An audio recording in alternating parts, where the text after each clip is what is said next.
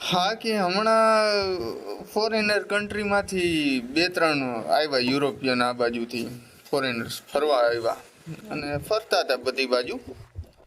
એમાં આપણા ગાઈડ અહીંના ગુજરાત એને ભેગા થઈ ગયા. તો એ ફરતા ફરતા બધા ત્યાં દિલ્હી બાજુ હતા. તો દિલ્હીમાં લાલ કિલ્લો જોયો તો કે વાવ બહુ સરસ બનાવ્યું છે. અને બનતા કેટલો ટાઈમ લાગ્યો હશે?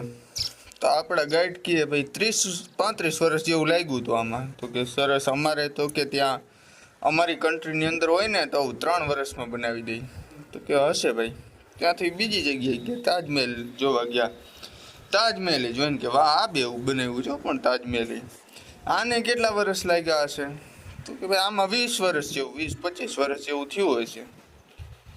તો એટલે ફોરેનર પાછા ગયા, અમારે જ 2 વર્ષમાં બનાવી દઈ.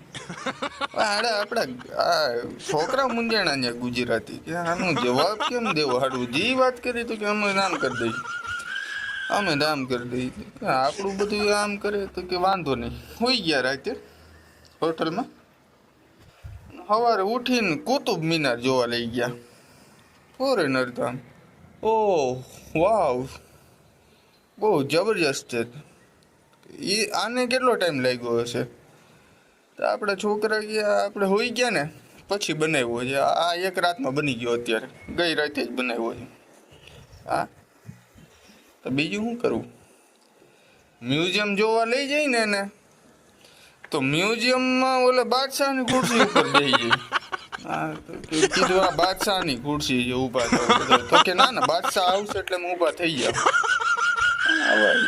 સમજે નહીં કોઈ રીતે.